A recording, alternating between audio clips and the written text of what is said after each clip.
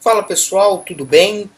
Professor Sérgio Alfieri aqui falando com vocês, mais um vídeo de direito constitucional.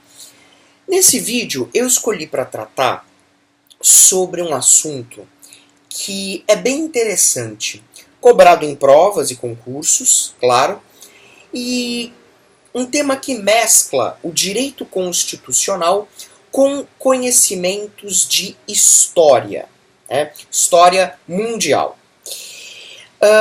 Você já deve ter ouvido a expressão dimensões dos direitos fundamentais, né? Na verdade, essa expressão dimensões dos direitos fundamentais trata-se de uma expressão relativamente nova, cunhada pela doutrina, né, que afirma que o termo gerações de direitos fundamentais não é o melhor termo para se referir aos direitos fundamentais.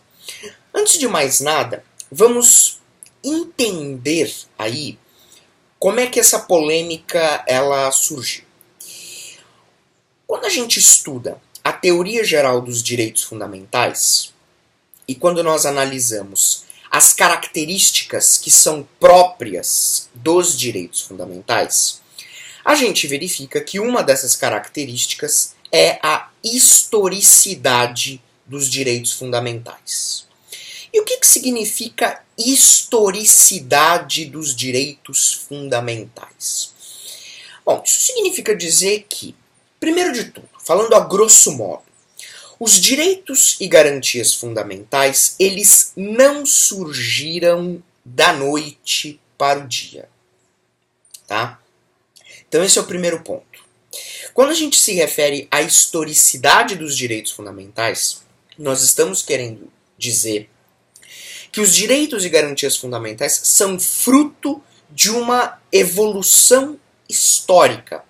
Portanto, o surgimento dos direitos e garantias fundamentais é um surgimento paulatino.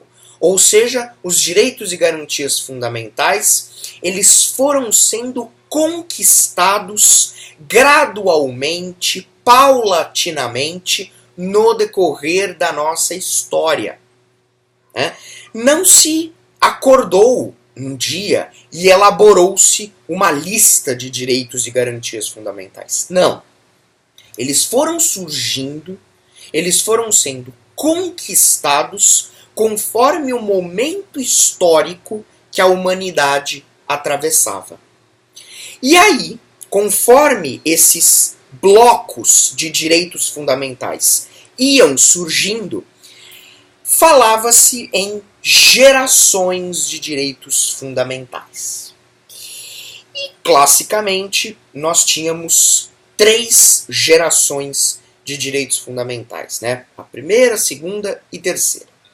Mais recentemente, a doutrina constitucionalista passou a entender que o termo geração não é um termo adequado para se referir aos direitos e garantias fundamentais.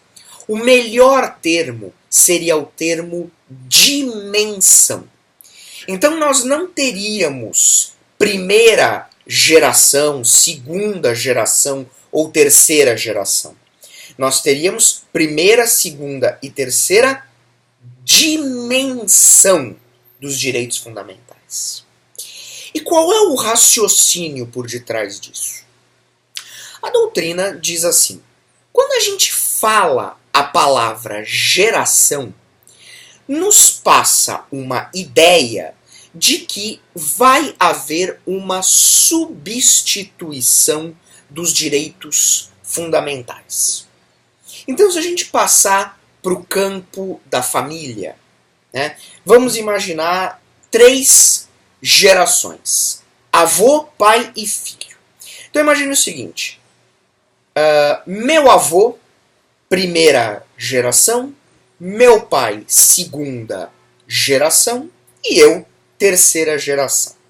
Qual é a ordem natural da vida?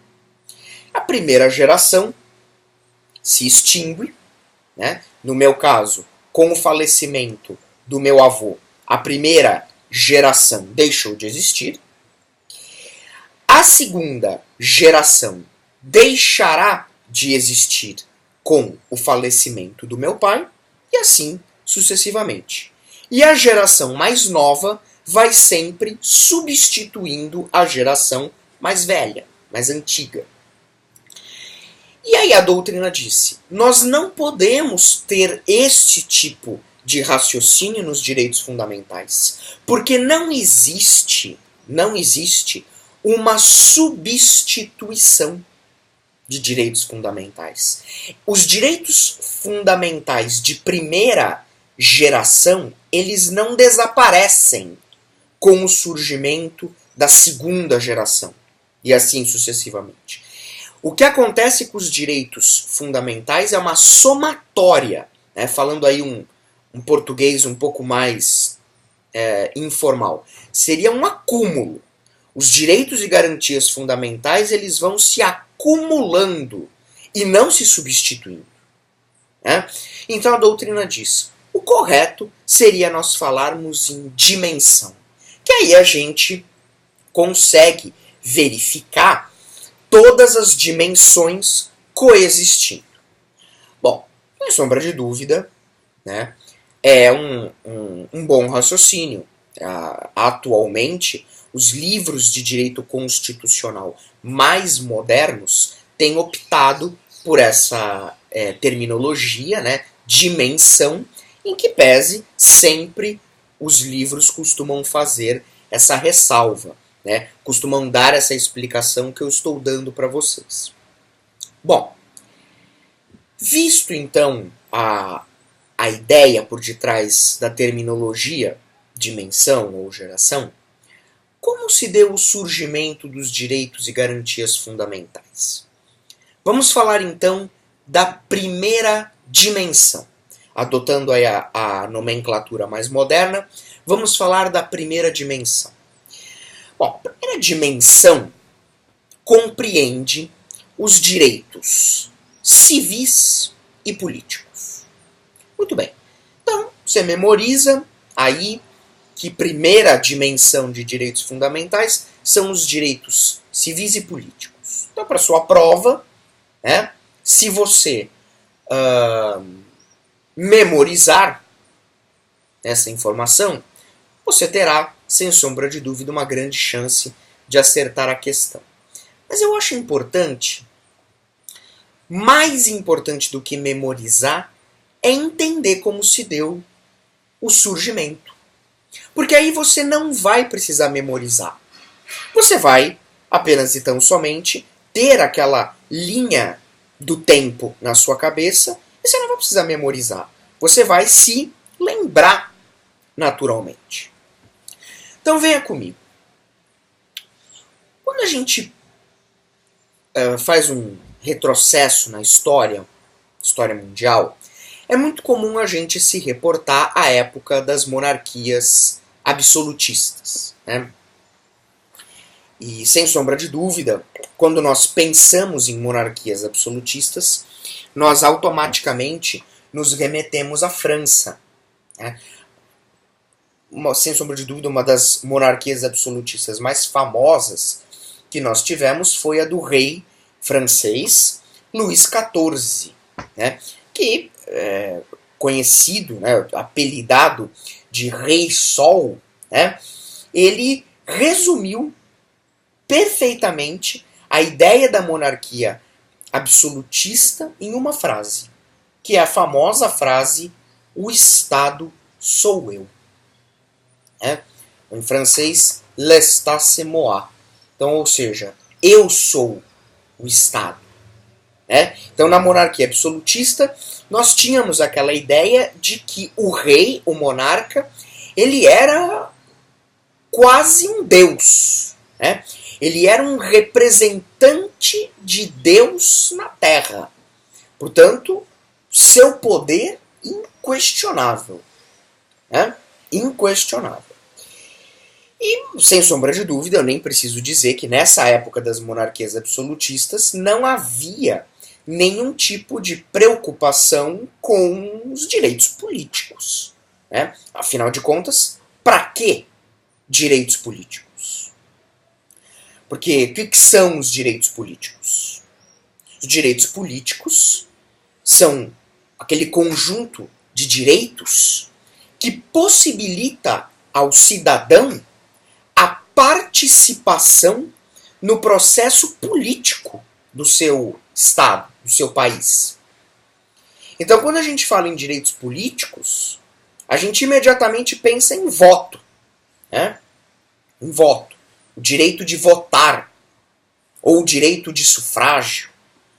Né? Embora, sem sombra de dúvida, os direitos políticos sejam mais do que isso. Mas a gente imediatamente pensa no direito de voto.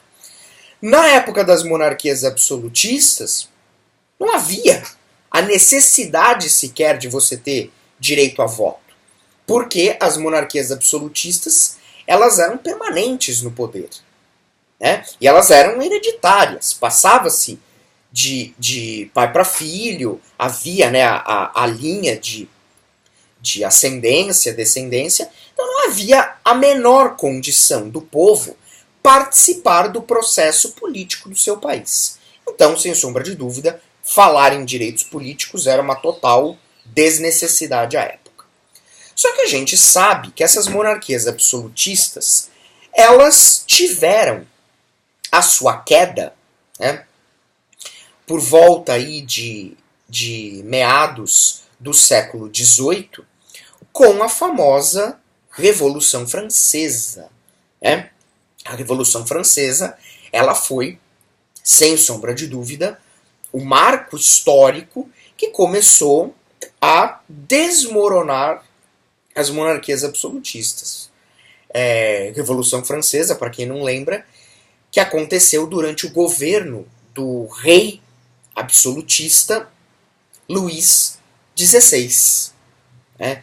Que era foi um rei absolutista não tão, digamos assim, punho firme, né?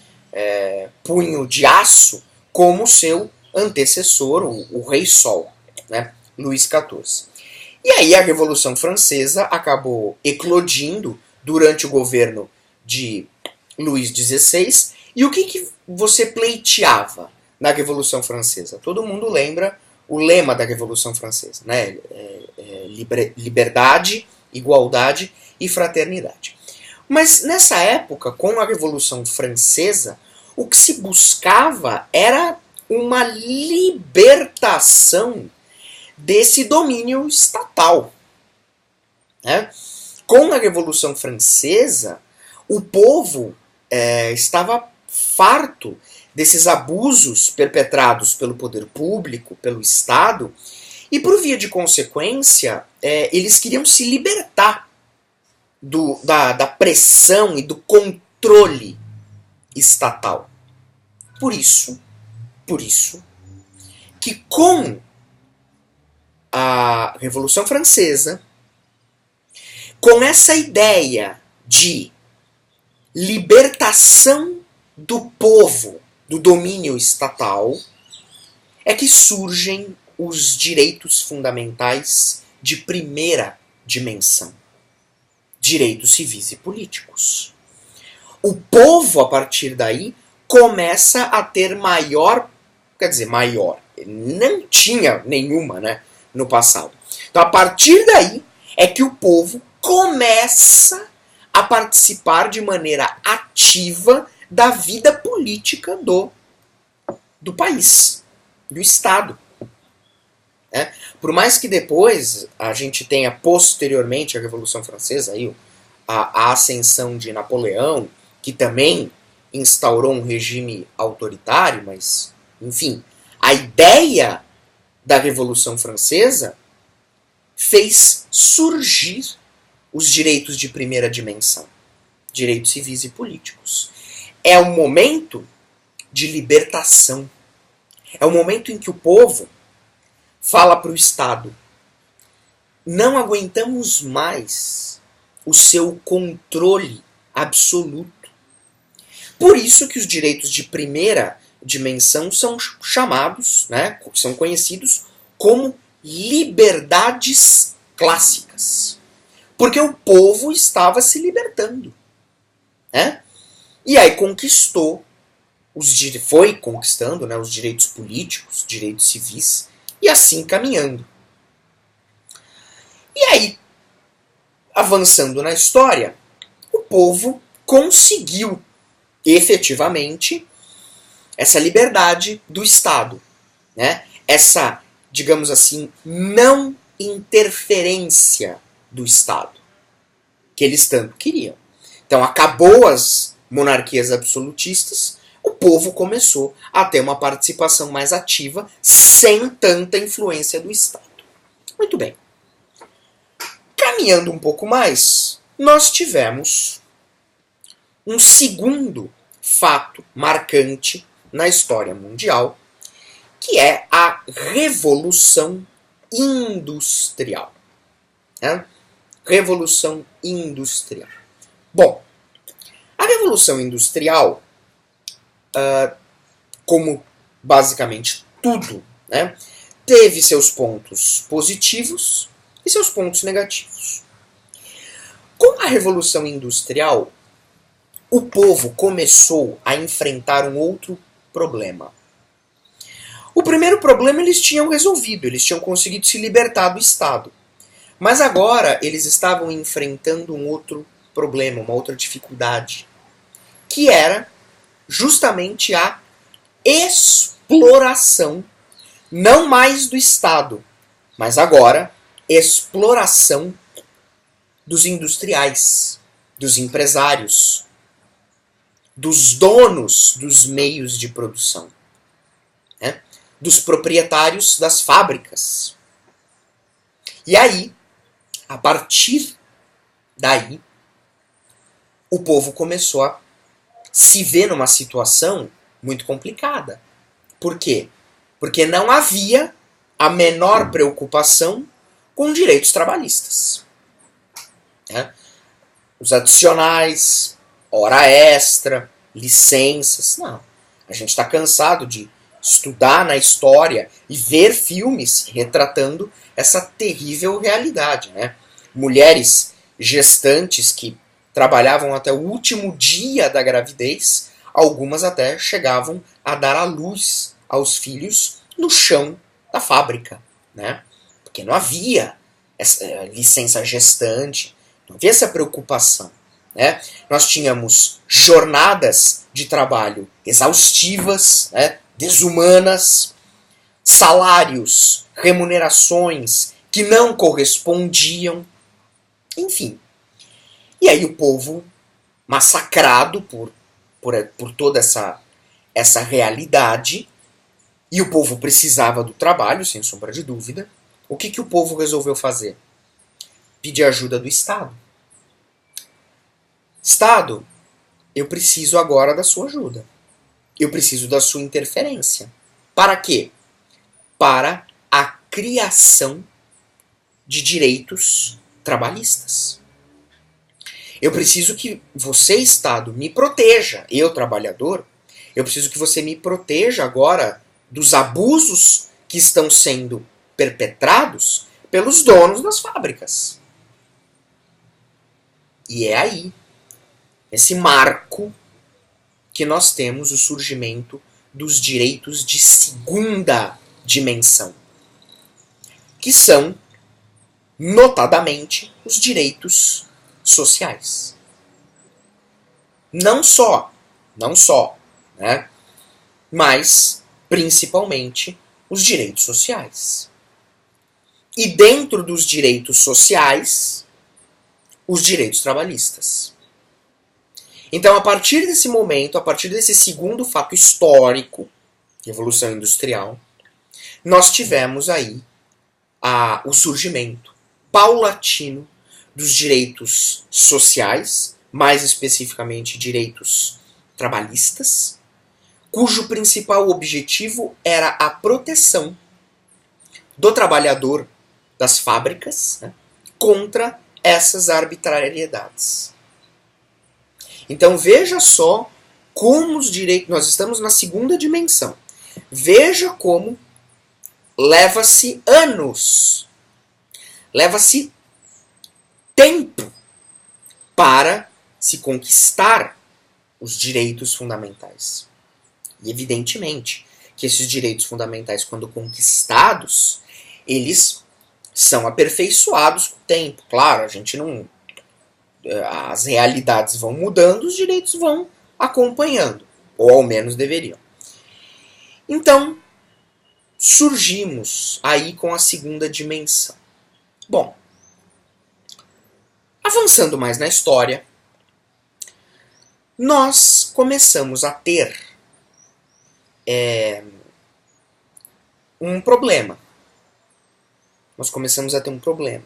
Por quê? Porque nós tivemos o crescimento da indústria,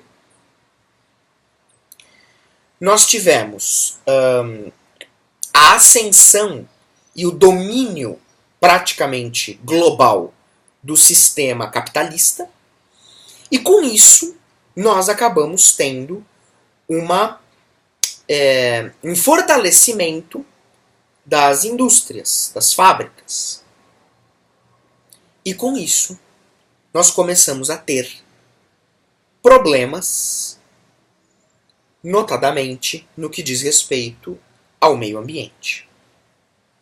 Veja como é uma sequência lógica de acontecimentos, que sem uma base histórica fica mais difícil para você entender. Veja, portanto, que nós tivemos em 1945 o término da Segunda Guerra Mundial. E o começo da chamada Guerra Fria.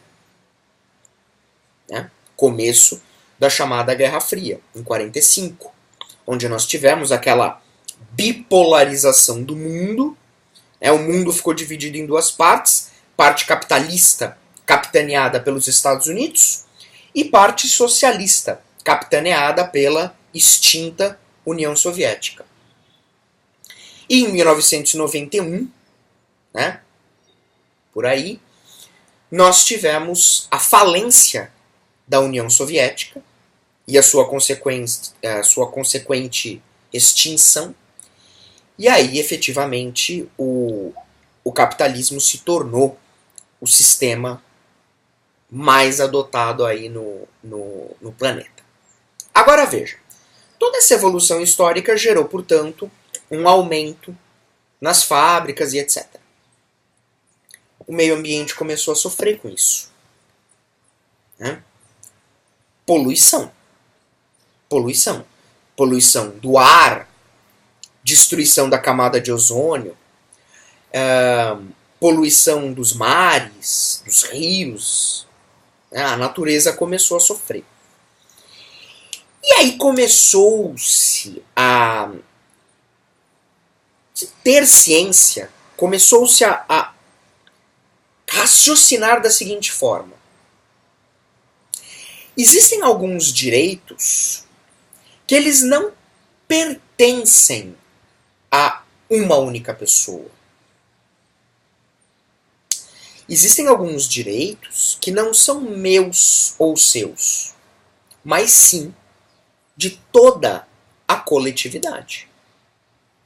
Portanto, existem direitos da coletividade, tais como o direito ao meio ambiente. Um meio ambiente, diga-se de passagem, equilibrado. Então, o direito que eu tenho de respirar um ar puro, por exemplo, não é um direito exclusivamente meu. É um direito da coletividade. E aí começou-se a perceber, começou-se a surgir o que hoje nós chamamos de direitos coletivos. Direitos coletivos em sentido amplo. Começou-se a se preocupar com direitos da humanidade. E não mais direitos de João ou Maria. Não. Direitos da humanidade, da coletividade, que citei como o melhor exemplo, porque é o melhor exemplo para a gente ilustrar essa fase, o meio ambiente, que sofreu muito e ainda sofre com esse avanço da produção industrial. Então veja, chegamos aqui na terceira dimensão dos direitos fundamentais. Os direitos de solidariedade, os direitos de fraternidade, os direitos coletivos. Portanto, veja que a história ela é importante para nos contextualizar. Nós começamos com as monarquias absolutistas, Revolução Francesa, Revolução Industrial, passamos pela Guerra Fria, até chegar nos dias de hoje. E acabam as dimensões aí? Não. Veja, essas três dimensões que eu passei para vocês, primeira, segunda e terceira, elas são as dimensões pacíficas, digamos assim. Né? São aquelas dimensões que não existe controvérsia.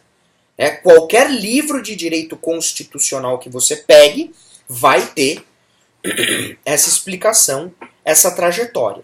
Então, quanto a essas dimensões, não há dúvida entre os constitucionalistas. Agora, hoje, atualmente, nós já falamos com uma certa frequência em quarta e quinta dimensão. Né? Quarta e quinta dimensão. Mas aí, né, nós não temos uma uniformidade tão grande na doutrina. Nós não temos uma uniformidade tão grande na doutrina. Né? Quarta dimensão, nós poderíamos aí encaixar como direitos de quarta dimensão o direito ao patrimônio genético. Essa ideia de quarta dimensão e patrimônio genético é explorada e estudada por Norberto Bobbio, né? É o principal expoente. E quinta dimensão, alguns colocam o direito à paz como direito de quinta dimensão. Não é pacífico. Não é pacífico. Vocês vão ter alguns doutrinadores que colocam o direito à paz como um direito de outra dimensão. Né? De outra dimensão, não de quinta. Mas, para outros, direito à paz seria um direito de quinta dimensão. Então, o importante é a gente entender e ter em mente essa questão da historicidade dos direitos fundamentais, ter em mente que hoje se fala melhor em dimensões e não gerações, porque percebam que hoje, século XXI, nós ainda temos direitos civis e políticos. Nós já estamos falando aí em quinta dimensão, há quem fale em sexta dimensão, mas os direitos civis e políticos que surgiram na primeira dimensão ainda existem. Eles não foram substituídos nem extintos, eles ainda existem. Então, hoje, quando nós falamos em direito de voto, direito de sufrágio, ação popular, lei de iniciativa popular, nós estamos falando de direitos políticos que são direitos fundamentais de primeira dimensão. Essas liberdades clássicas, porque era o momento em que o povo estava tentando se libertar das garras do Estado. Não houve, portanto, uma substituição. Ok? Bom, com isso, a gente procurou aqui discorrer com um pouco mais de atenção as 3 primeiras dimensões, né, dos direitos fundamentais, lembrando novamente que essas 3 primeiras dimensões são as dimensões pacificamente tratadas pela doutrina. Mas hoje se fala em 4ª, 5ª, 6ª, enfim. Muito bem. Com isso, então, espero aí ter contribuído um pouco para o enriquecimento dos estudos. Né? É um tema que é cobrado em concurso público, sem sombra de dúvida. É cobrado em prova da OAB. Portanto, é um tema que você não pode negligenciar. Tá bom? Forte abraço e nos vemos aí posteriormente em um outro vídeo. Até mais.